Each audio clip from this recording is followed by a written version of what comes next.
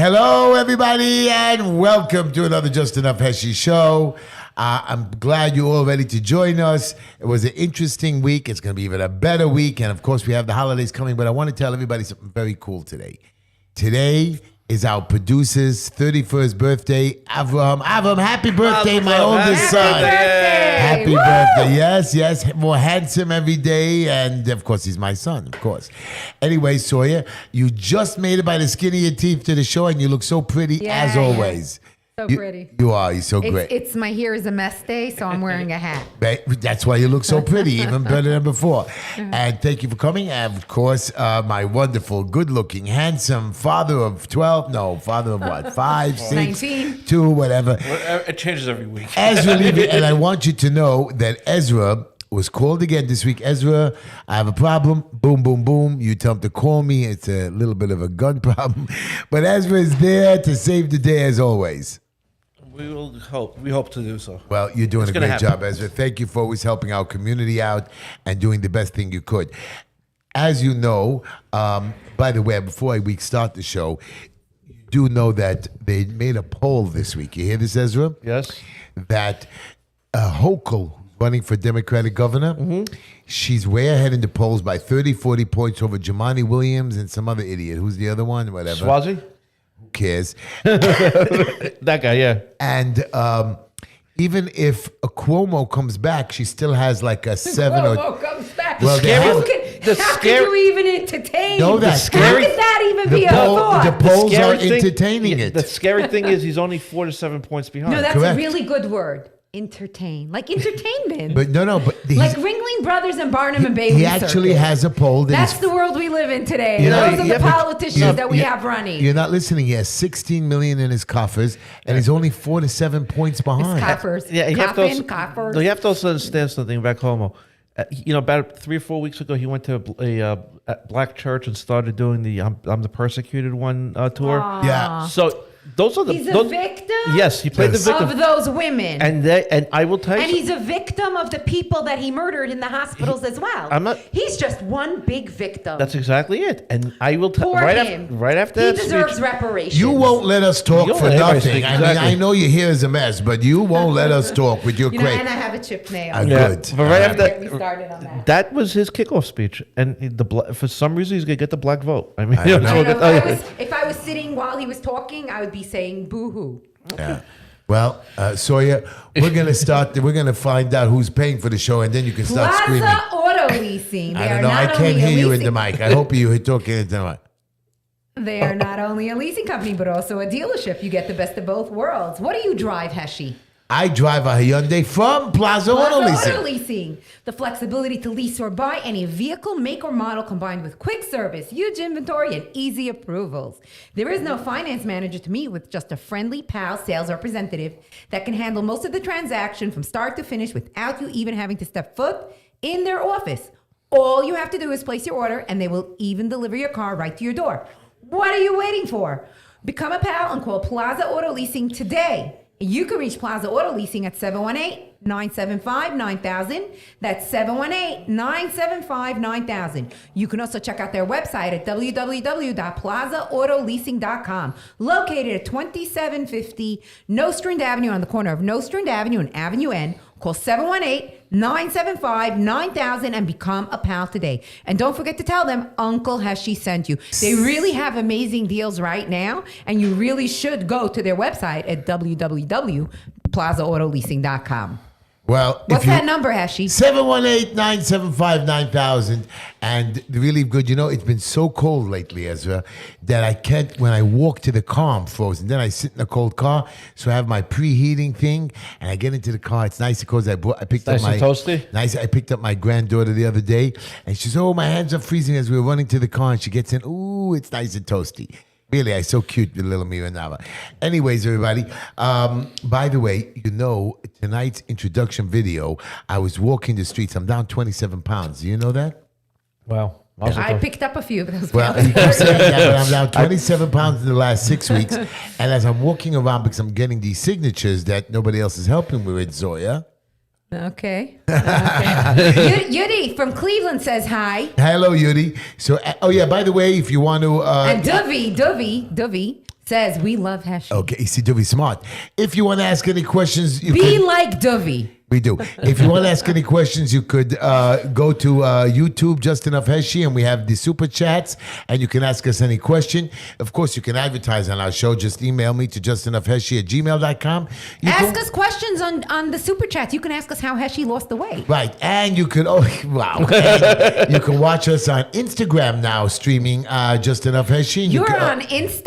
not only Instagram. I Wow. think TikTok we're working on, and there's a new one called what's the new one? I forgot what it is.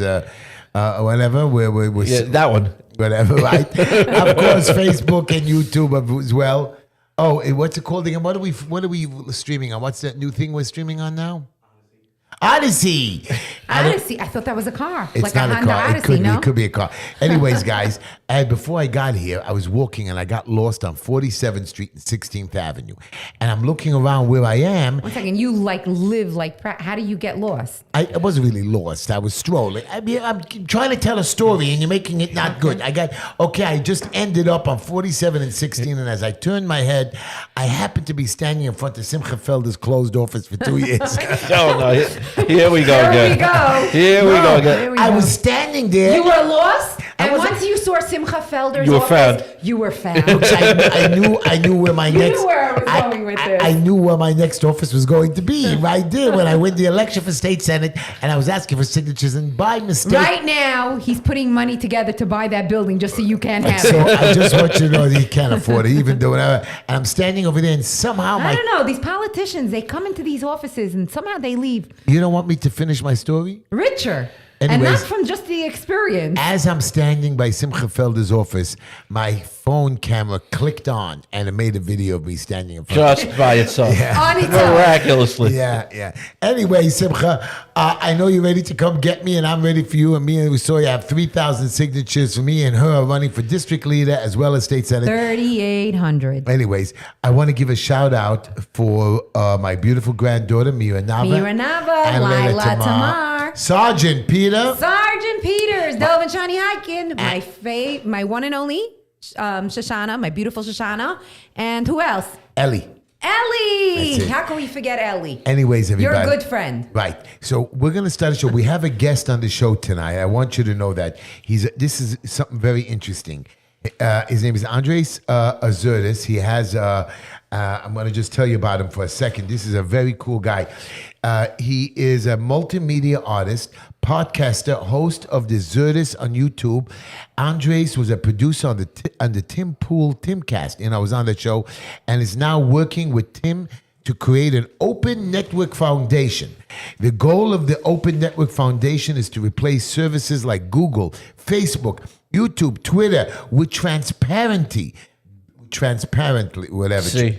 Transparency, well, okay, I spelled it wrong. Built free and open source alternative, which are self-generated, uncensorable. Which means, today they could, if you do something crazy or you even say something stupid, they just censor your Or if you stuff. say They're something not true. Right. Like I posted a video and somebody was fighting, boom, they censored me. You have to be very careful of what you say. And it's not right that they have a right to censor me. And we're going to ask them questions because I heard that the CIA has been listening to our conversations. See, you think they're started now? Okay, They've always been But they're listening. not allowed to. They're international. Right. Okay, people are not supposed to be. Okay. Maybe you didn't pay attention to the First Amendment. Maybe you didn't pay attention to the Fourth Amendment. What's I'm that? not the for? one that didn't pay Search and- attention. Unlawful search and seizure. You're very Right, good. which also He does is not actually- allow them to listen into our calls. You're very good. Very Okay. good. U.S. v. Johnson. Right, and the Fifth Amendment, which means I have a right to say or not to say anything, and if I'm saying something on the telephone, they're listening in. It's just unacceptable. Fifth Amendment's only if they interrogate you while you're in custody. You mean- But nice try. You mean if they if they No, you're not in custody.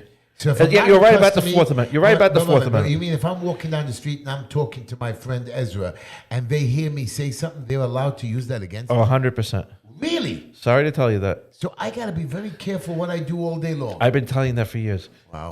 Okay. Okay. Everybody, you know that. Anyways, before we put Andreas on the show with us, I want to tell you my quote of the day.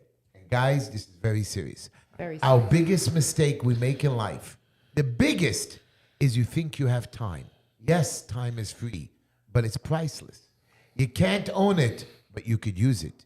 You can't keep it, but you can spend it. And once you lost it, you can never get it back. You know, it's taken me years to learn to be like me. I watched others and practiced to be like them.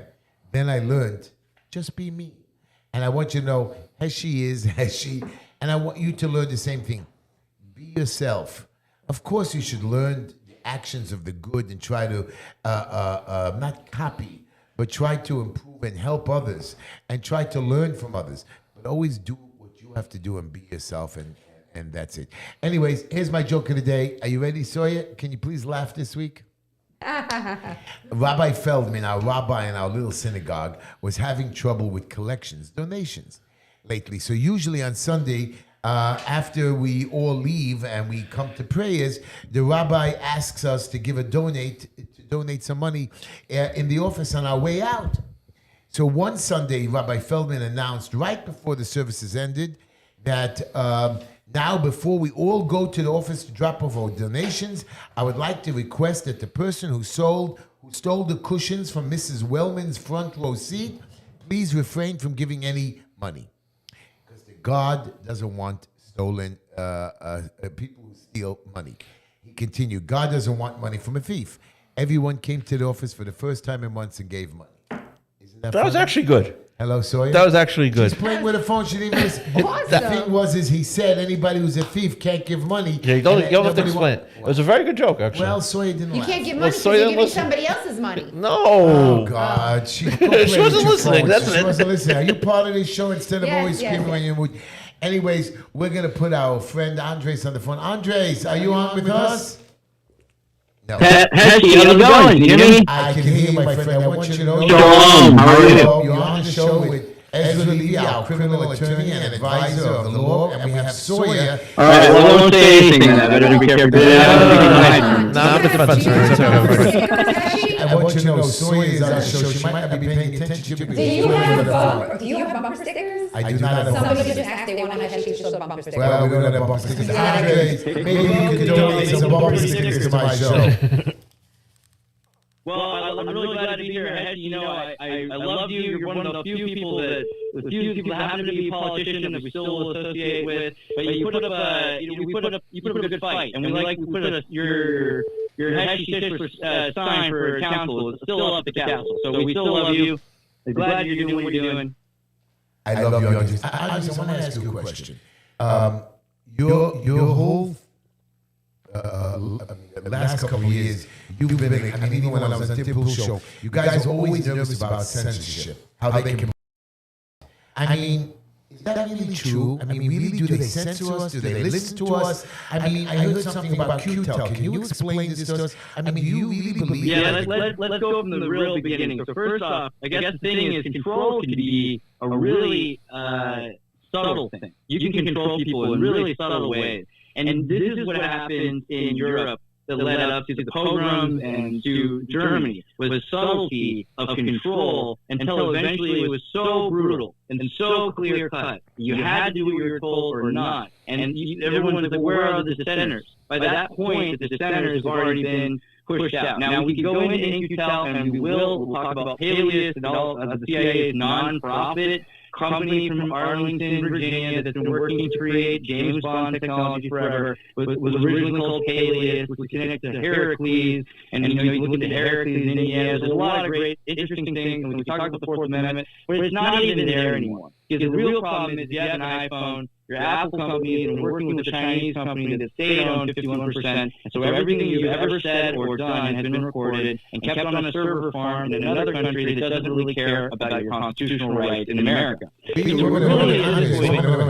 You're telling me for a fact. And I just mentioned this to my friend over here, Ezra. They can't do that. It's legally not allowed to be done. It's one of the first. What Andres was saying is it's being done by a foreign entity. Yeah, but It's also being done by business. America's cooperating with it. For example, I'm sorry, there was a time Amazon has those home devices, and people said, you put your information on these computers and on these devices, Amazon's not a government entity. Even if it's contracted by it, it's not a government They entity. have to follow the laws of the land. Oh no, they're not state actors. Well, they're not state And actors. that's a beautiful, so Heshy, you bring up an interesting point, the law of the land versus the law of the sea. So there's this land power, which has got this conservative idea of holding on to the rights and rules of the people and the state. And then there's this more naval creative power, which is trying to figure out where it can colonize and move around, and is more anarchistic and more into the idea of their own personal sovereignty, and they're not interested in following constitutional limitations.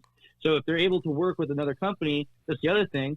If it's cheaper, it's not even about ethics. In China, you work with a company because they're cheaper, but the thing is, because 51% of them are owned by the government, and the government can come in at any point and say, okay, well, we bid to do this with the company. So we're so many levels of proxy from constitutionalism that we don't even have a land, so to speak on about constitutional rights in technology. So, Andre, let me ask you one question. In layman's terms, I'm just a dumbbell, and you're telling me I'm worthless, I'm nobody, and I will be controlled, and they will stop me if I even try to stand up to the government or to the world.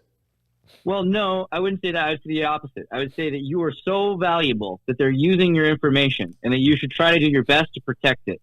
And the options you have are not as beautiful yet because corporations aren't selling them to you, but they're better options. And we've worked, so one of the reasons why Tim and I have come together on the Open Network Foundation with Ian Crossland and have worked with a number of people. And there's people involved with a lot of corporations. Minds, which is an open source social network that also has freedom of speech involved. Matrix, which is a European FOSDEM product, which is a protocol that allows you to make your own account. You're making your own passport instead of going to someone else to get your passport. So they can't take it from you. And so we've kind of put all these things together, glued them together, and we've created alternatives to all the products that are giving you email, basically, but in a fancier way. I mean, Facebook's giving you not a lot, but it's taking a lot from you. And they're making a lot of money off you. So I wouldn't say you're worthless. You're definitely worth a lot to them. And the more you remove yourself from their system, the more you're going to see that they don't offer anything. It's really just the value of you and your friends and your social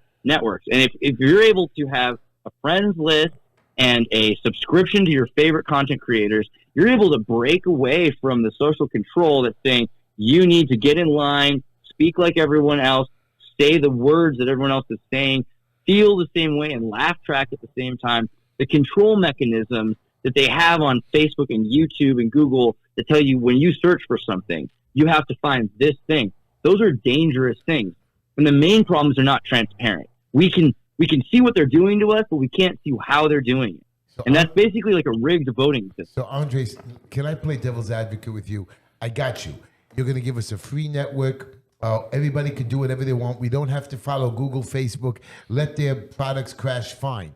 But you do understand that Google and Facebook and Twitter, the reason why they're watching everybody and censoring everybody, even though they censored President Trump over stupidity, they want to watch out for terrorists. They're not watching out for terrorists. Yeah. No, they don't. Yeah, So they're watching out for Heshy. The Ayatollah of Iran's allowed to be on Twitter, but Donald Trump can't. No, but they are watching. Right. I mean, Heshy goes and cuts a gate.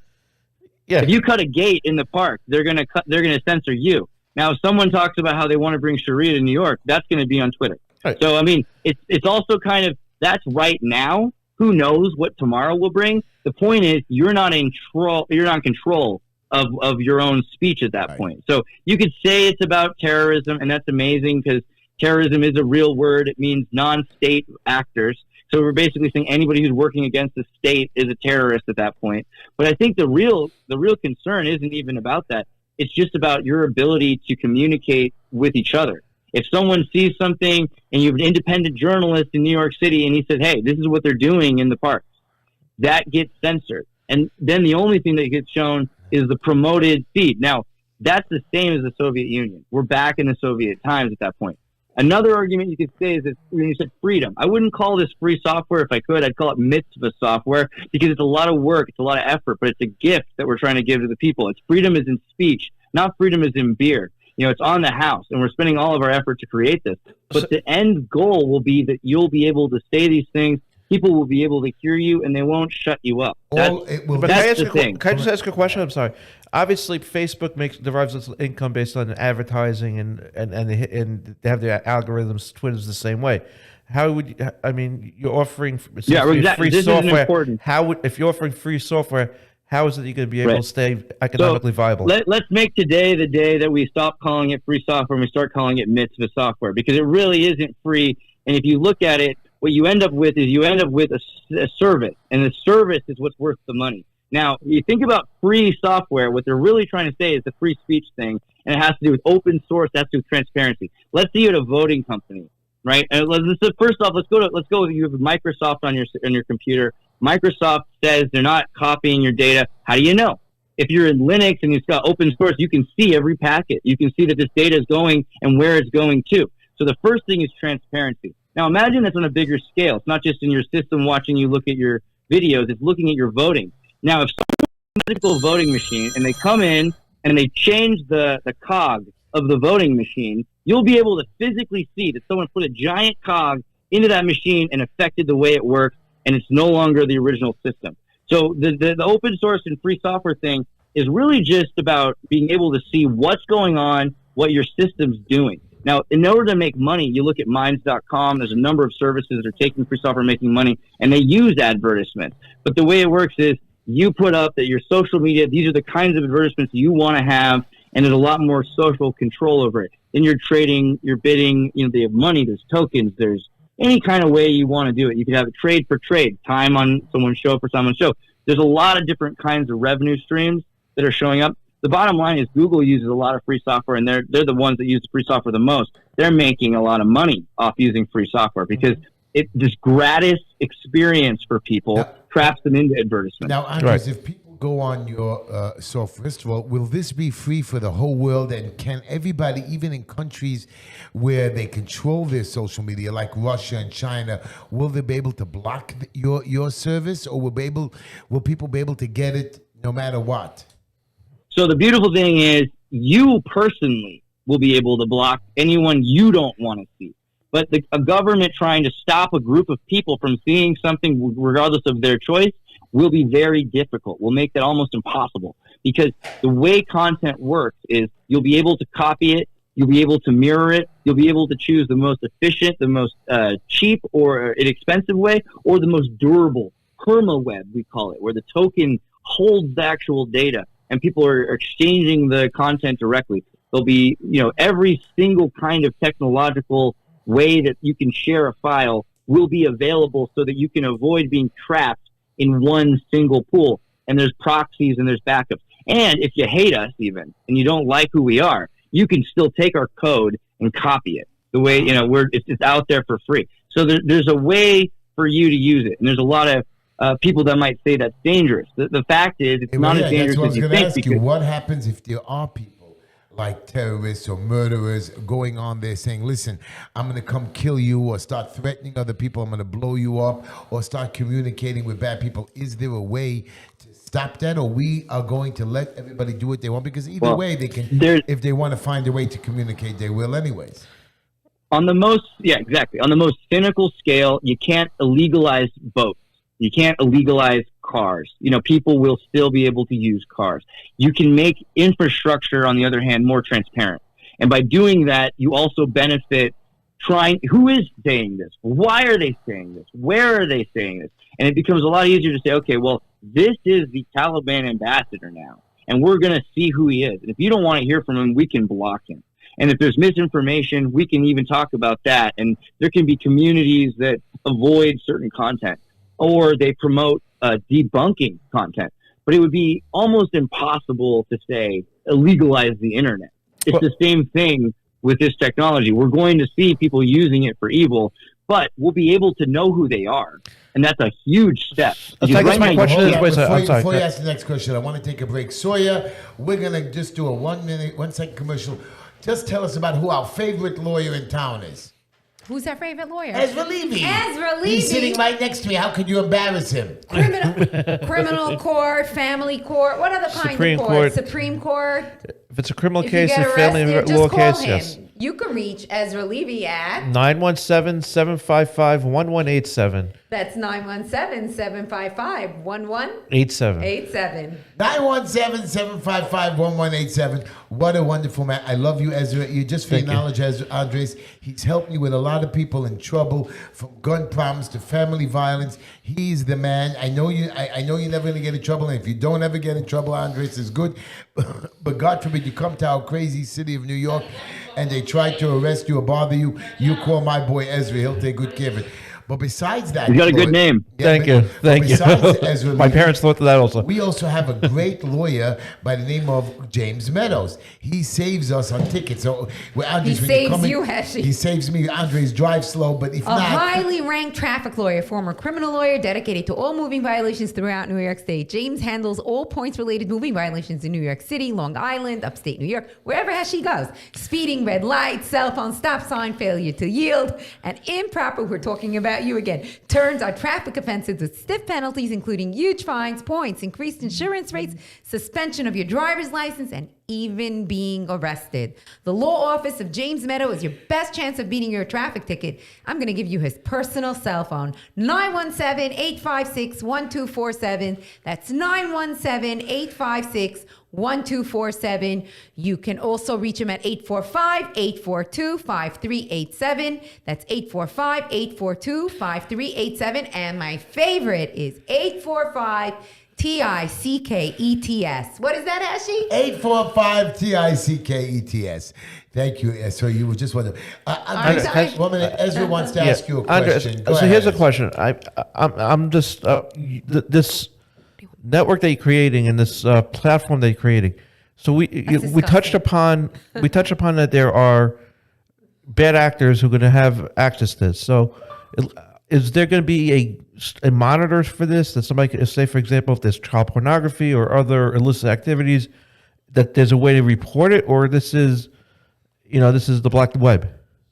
So there are three levels to this technology. So the first thing is we are completely reinventing the wheel from the very beginning. If you look at how the internet worked in the 70s, and that it did, Sage in the military had decentralization. Illinois had instantaneous chat. Poland had central servers. We're looking at everything and we're saying, hey, here's the problems with the way data in personal computers sent back and forth, and we're replacing email with these spaces that can be currently and contemporaneously returned to. So there's a lot there that's so you can use it in both dark web and in a SaaS. And we call a SaaS any service software. When you use a SaaS, all of a sudden you're taking, let's say, 1,000 or 1,000,000 different content creators or emailers, and you're going to look through it. You have to arbitrate the content. You need an algorithm that can look through this. Google does this. It's the spiders that crawl the web, right? So what we end up with is you have certain pools.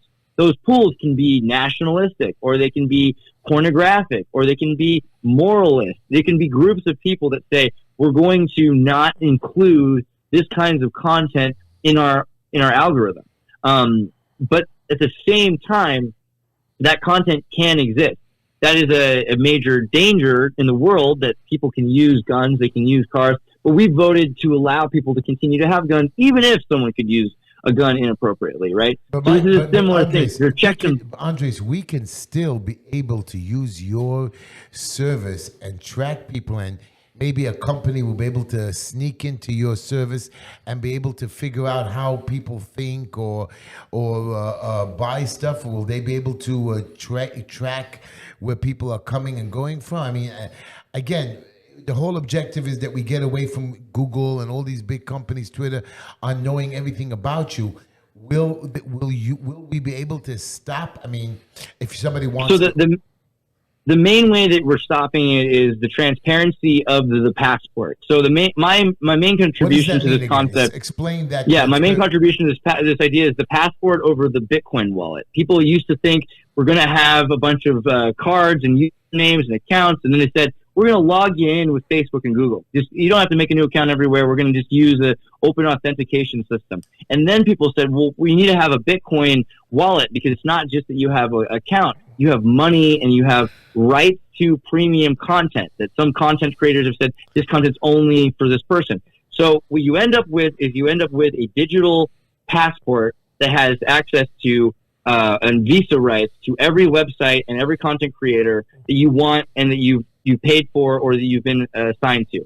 And that has to be trackable to a certain extent. Now, it's trackable to an IP or to an original generation because you're generating it. It's not that we're creating it. So, for instance, Trump makes his own. We can't take it away from Trump. But if Twitter was the largest arbitrator of data of this kind, and then someone said, okay, well, we're not going to keep him on there anymore, then someone would have to go somewhere else to get access to his content. And you could, systematically remove that person's ability to interact with that account, but they could then generate another account. So there are systems that make it difficult to completely censor somebody. But because of the way the internet works and because of the way computers work, track records, onion rings, fingerprinting exists. So as time goes on, you develop a web fingerprint, and it becomes more and more clear who you are. And it's very difficult to maintain anonymity on the internet. It's very easy for someone to, if they're following you, figure out who you are and where you are. And so it'd be impossible to say that we're going to completely avoid honeypotting, that we're going to completely get rid of secret agents coming into different groups. But you can remember there were secret agents going literally into knitting circles in 2001. So it's never going to be that the government lacks its inquisitive nature. It's more that you'll be able to continue to express yourself like Thomas Paine. You'll be able to make big impacts regardless of any suppression of you.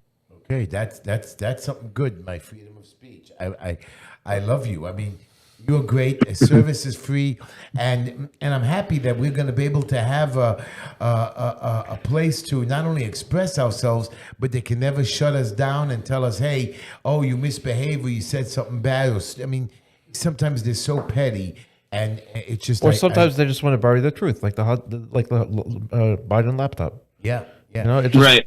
So I mean, alternatives are always a great thing. It just, as I said. I mean, my question is: we know the pitfalls of too much freedom, which is it's always a balancing act. Yeah. That's why we have governments in the first place. So when it comes to content that is dangerous to be out there, right? Terrorist activities that or back to the child pornography stuff. When those contents are out there, at least now there's a way to. Except for the dark web, there's a way to monitor it. There's a way to report it, and the government's doing it. Can you explain? Is there a way to? Can you, before you keep saying that, what is the dark web? Explain that. The dark web is basically it's more unregulated. There's more walls out, firewalls and walls out there, so people can't really see what you're doing. Right, exactly. We're in the Great Wall. We have the Great Firewall of China right now. Right. And so when you go on the internet hasn't existed besides the dark web for 20 years. What exists now is the intranet. We live in this other thing than the internet. The internet is this peer-to-peer. You connect from one boat to another boat, from one port to another port. But now you go to Google. You go to the communist Soviet Google, and inside of there, everything is. The dark web exists outside of there. It's the way the internet used to exist 20 years ago, where you connect to a server, and in that particular server, there's just that particular amount of data. But if you disconnect, it's unknown to you, and there's anonymity, and people use it for nefarious things because they're not allowed to do those things in the public, so it makes the dark web sound completely evil, but really it's just the idea of a lack of control over connection. Communication. Will they still be able to steal our information and stuff like that? Well, so there's two things. We're talking a lot with Brave recently, and a big idea is to sell your own information. So if you own your own information, they can't steal it from you. If we license it properly, they can't just keep coming in saying, okay, well, we're going to give you this for free, as we say, and in exchange, we sell millions of dollars worth of information about you and the kind of person you are, which is, by the way, stereotyping, and it should be wrong.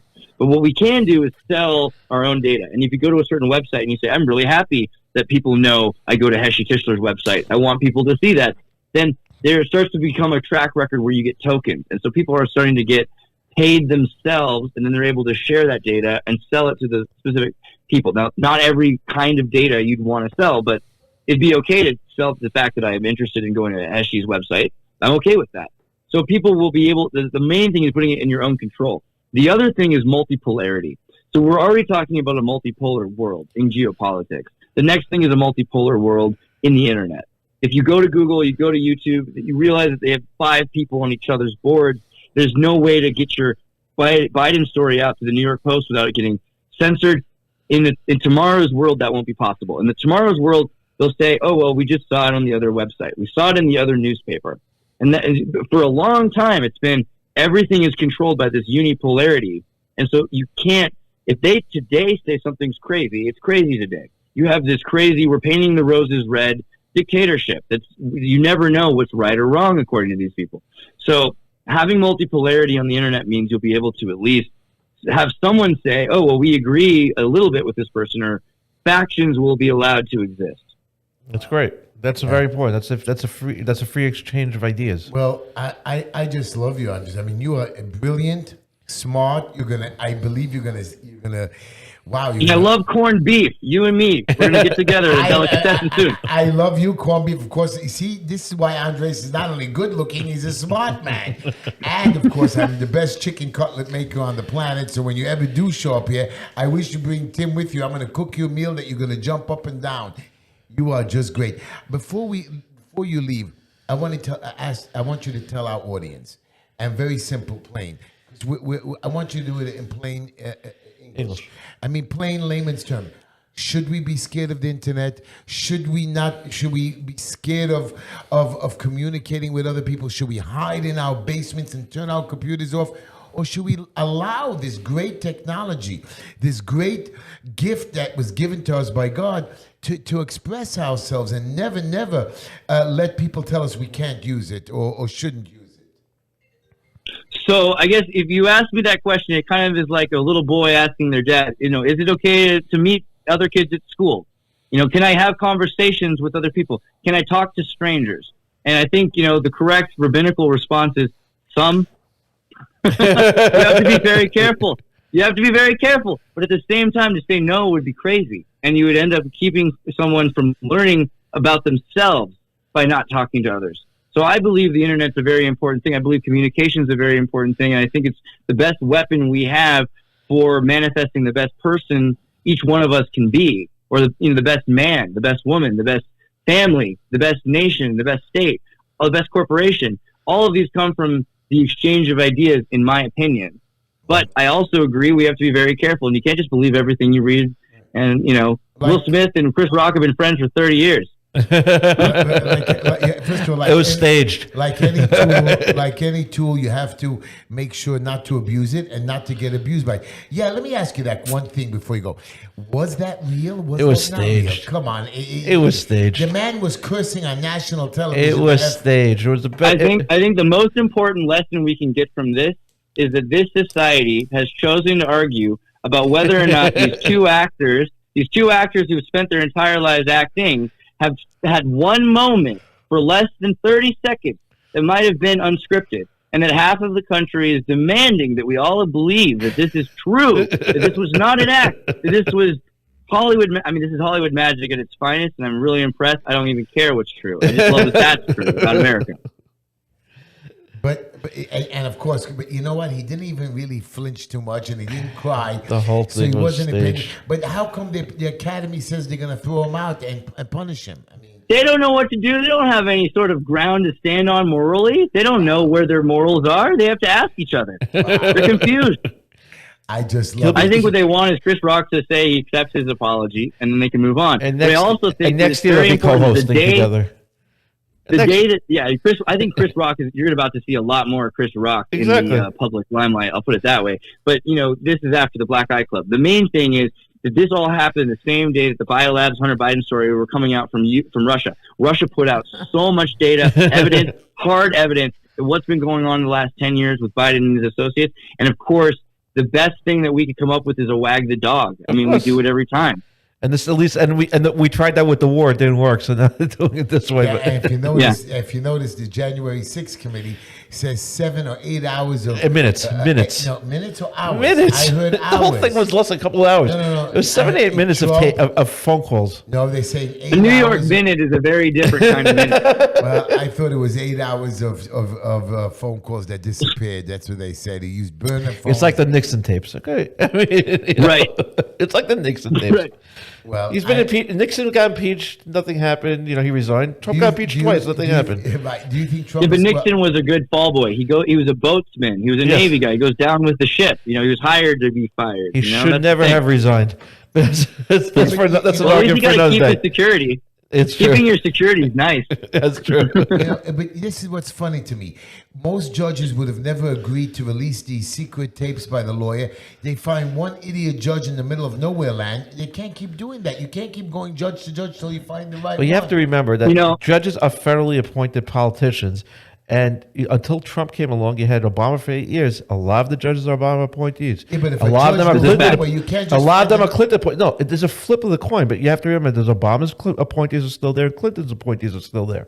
They're not following the law. You have your generational appointees, and they can stay for life. If you've seen, Zelensky from Ukraine had a TV show called Servant of the People. If you look at the political party that runs Ukraine, it's called and named after the show Servant of the People, because Zelensky played a high school teacher. And they had this great Mockingbird kind of media campaign where they show this guy getting elected, and everyone loved it so much they actually elected the guy throughout the show. And if you speak any Yiddish and you know some Russian or Ukrainian, you're going to actually probably be able to follow along with the show. They completely go into the judges, the nepotism, the connections, how the tweeting Instagram daughter is the one who owns the iron company, so she doesn't pay taxes and everything. Like, the way the world works is not that different in Ukraine as it is in the United States. Clearly. I mean, there's a reason why Hunter Biden was like, "Oh, this works. I can handle this. This is very similar to my nepotism." So, Andreas, can I ask you another question? You know that the mask mandate of the CDC ends, I think, in a couple of days, like 2 weeks. I mean, it's supposed to end. They're going to continue it again somehow without our permission. I mean, again, you're telling me that they're controlling us. I mean, it seems like they're going to control us again. I mean, it's over, right? Isn't this stupid thing over, and they're still going to force us into this again? Well, we got the geopolitics thing again. So you look at China and everything. The virus in China was 2 months before it happened here. Now they've got this new sweep of. I have all these. I'm into 3D printers and buying new electronics. I got all these messages from companies that I bought something from that said, "I'm sorry, we really want to ship it to you, but we're actually." Chain linked inside of our factories and unable to leave because the government has quarantined Shenzhen. And so that kind of tipped me off that in the next month from now, we're going to be expecting some of that simultaneous to the perfect amphibious assault time into Taiwan from West Taiwan. He's right. So there's a lot to be said about controlling people, keeping them inside, giving them one narrative and not letting them communicate. But I do think that we're going to also see the connection between Sharia. I know that might be a crazy thing to say, and I'm fine with it. The idea that wearing masks was not, when I lived in France recently, a couple of years ago, they were so against masks because it was Muslim. Of course. And then all of a sudden, they were the liberal agenda, pushing that masks were the most important thing. So I can't help but notice that there's been a weird correlation between Western Atlanticist progressivism and Sharia. I mean, it's happened in England, and it's happened in every major metropolitan. So I wouldn't be surprised if there's some push for the mask because of that. I know that sounds crazy. We stopped that over here. Andreas, thank you so much for coming on the show. You are great. I can't wait for you to come to Brooklyn, New York. You're going to pop in, and we're going to take good care of you. I promise you. I love you. I love you so much. You are the best. I appreciate you having me on. Anybody who's trying to find me, go to Andreas.me or Zirtus.com, Xirtus. Easy to find. I got a lot of videos. Yeah, thank you so much. Before you go, there was also another website you have. OpenNetworkFoundation.com. Yeah, you guys got to check out. Okay, so Open Network Foundation, anybody who's interested in the technology aspect of this conversation, we've built it. There's crazy things to this. It's way more interesting than I even let on. We've got metaverse stuff that makes Facebook weep, the things that we've done. And it's all free, but free isn't free. It's all mitzvah. So please check out OpenNetworkFoundation.com. Check out our GitHub. And if you decide you don't like me, download it and make your own version of it. Wow, you are the best. Thank you, my brother. I love you. And happy Passover. And if you're stuck here, I'll give you a matzah. Happy Passover. Thank you. Thank you, baby. Bye. All right, have a good night. Sawyer, you didn't pay one attention. You even ask a question to this young man. He's just great, this guy. Okay, anyways, I want to ask you both a question. Hello, besides this stupid mask mandate, you understand that our great one, first of all, we have to do a commercial for Bob's Barbershop. Baruch's Barbershop, located at 108 Avenue I. You can reach Baruch's Barbershop at 718-758-5187. That's 718-758-5187.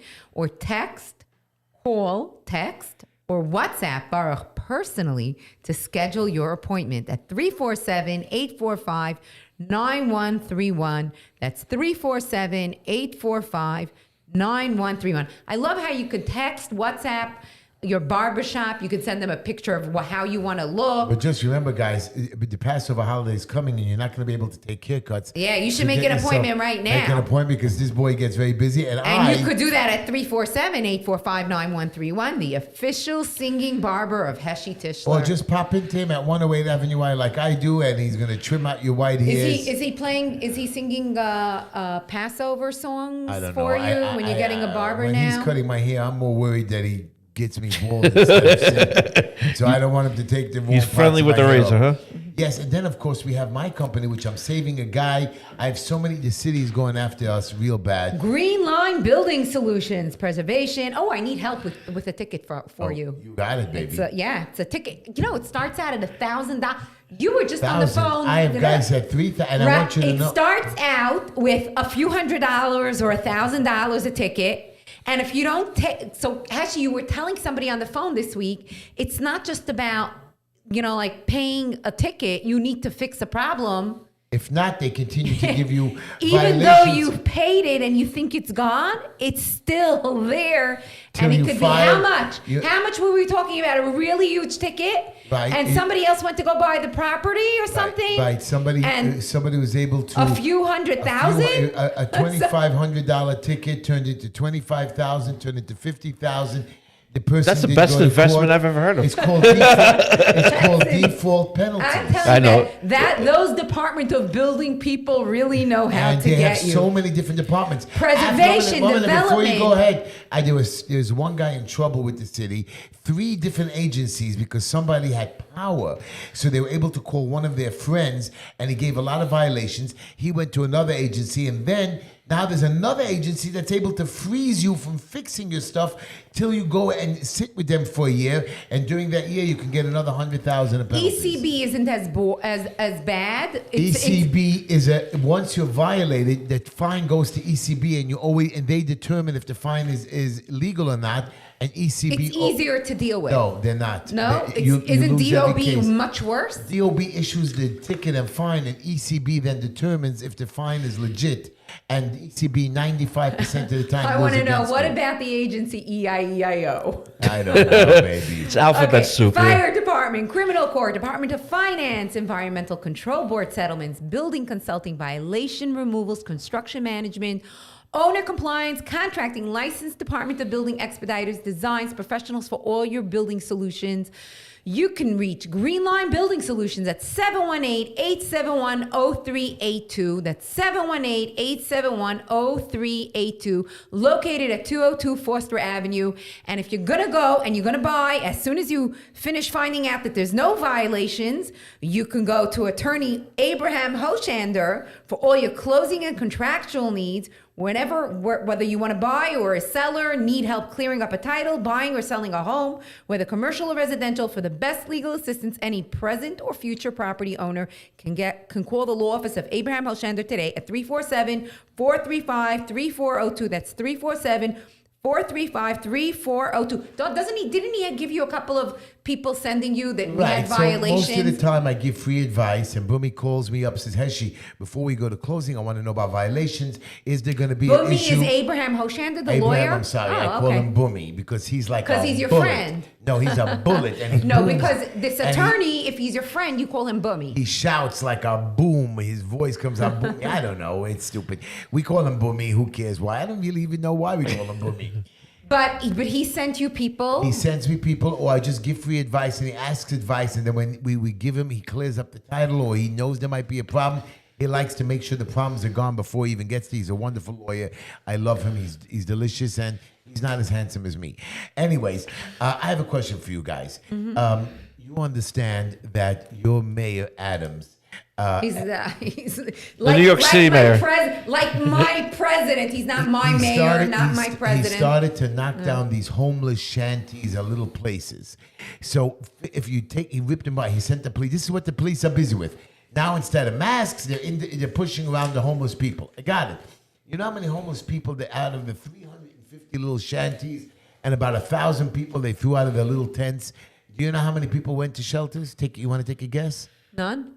5. 5? So many? The guy has no It's solution. good weather. The weather's getting better, right? Yeah, but the point is, it doesn't make a difference. It's freezing out there, and you know where All that bad weather, and he threw them out, and he got 5 people to go to a shelter. And you know where they're hiding? They're going into apartment buildings or the trains. in stairwells. One guy, where they mug. The subways. Where they mug you or rape you.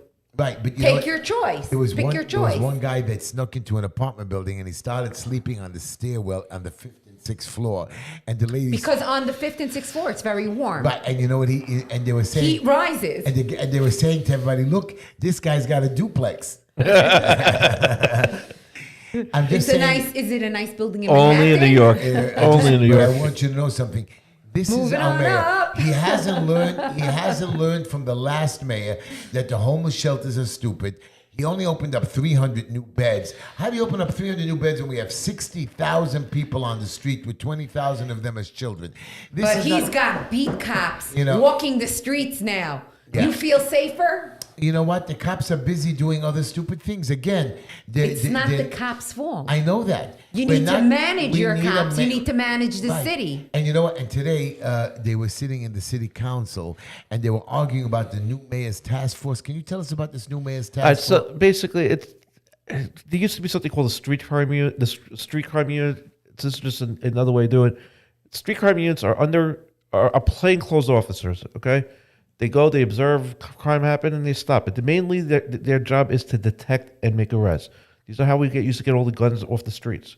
Giuliani and Bloomberg used them.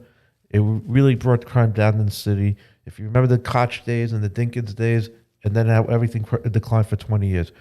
At the end of De Blasio's term, he decided he wants to get rid of that whole unit because, I hate to tell you, cops make arrests and they go to hang out, especially if they're plain clothes, in crime-ridden neighborhoods, which traditionally have been the poorer neighborhoods. He got rid of it because, like him, I'm sorry, he was busy. He was busy painting. No, it's not. It's not that. No, this was a reaction. Busy taking taxpayers' money and excuse me, how much do you think that Black Lives Matter? That's okay. He did. Trump Tower. He did it. He did it as a result. He did it to get as basically kowtowing to the Black Lives Matter movement. So today I saw. But he does stupid things. Well, just of course he like did. That. So what Adams did. So what crime. Adams brought back the same unit, created a different name to it So, because it doesn't sound. I have a and then question for you guys. and then now they were actually So Ezra, today visible the clothing. city council was arguing with the police commissioner,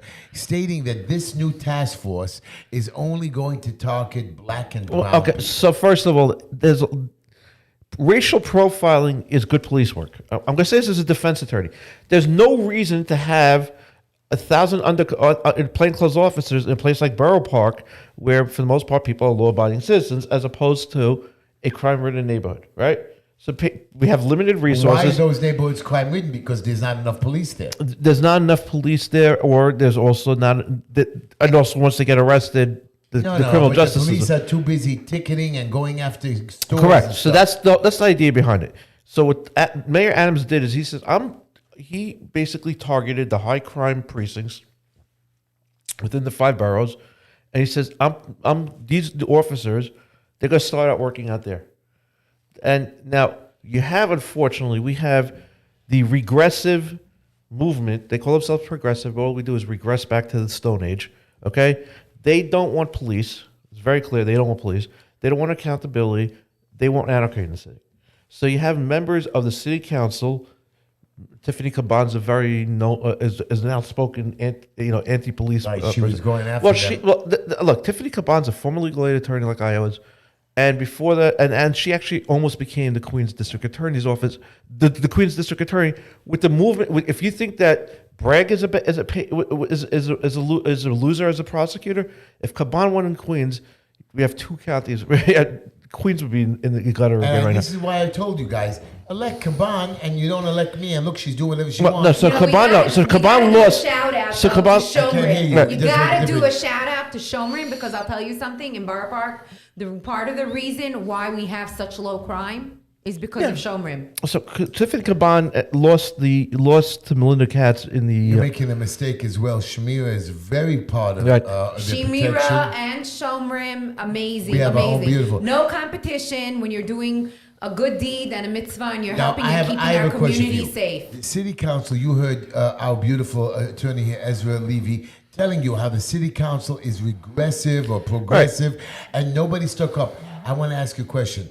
I was watching the city council. Kalman Yeager, 0 to be found, 0 to be said You against know, this while thing. we're on the topic of Shomrim and Shmira, We're not. We're on the topic and of we're, Kalman and we're Yeager. gonna, excuse me, We're and on the topic of Kalman Yeager. You don't want to talk to Hatzolah and Ezra Snashin, there is no competition when you do good. When you help people, when you do good, there should be dignity and there See, should be so help. that's my point to and you. that's what Ezra Snashin So brings. that's They my- bring dignity. I got you. So now I heard you, Yeah. and I still want to know why Kalman Yeager did not speak up in reference to this special task force to stop crime. Because Kalman Yeager is a Democrat who has, even if he's a moderate Democrat, let's say, I don't think Kalman Yeager is I would not call him a progressive Democrat, okay? But he's a Democrat nonetheless. He wants to be reelected, and right now the progressives run city council. So you're going to sit there quietly Hey, and it- allow he's- crime to go on, and allow them to stop the police from creating crime because you want to be reelected. Actually, You know, I I think sometimes you you need to save sit your down. breath. You don't want to talk into So- the mic, huh? I think you need to sit down with Kalman Yeager and you two, you need to just Iron out your differences. hash it out and I will. work I- out you know your what? I agree with you, differences. Sawyer. I think you could become great friends. I was a don't know. good- I don't know why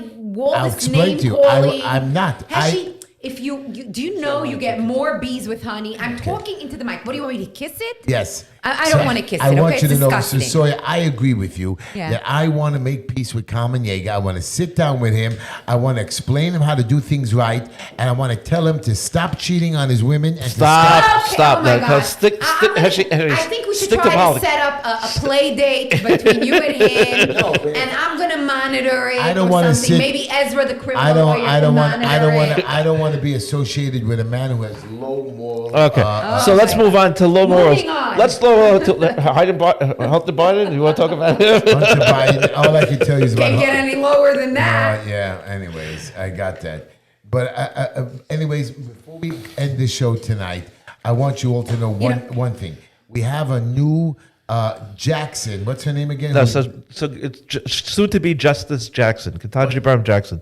She is going to be confirmed. So my question to you is, if it's a 50-50 vote, It's good. First of all, Susan Collins is going to vote confirm. So it's at least going to be but if she 51-49. If she wouldn't, So if it's 50-50, Kamala Harris has the tiebreaker. so no vote. matter what she's in, When we have a 50-50 Senate, yes, even for a nomination for judge. for Supreme Court Justice. So basically, what do we care if she flips or not? Because we know no matter what she's going to be.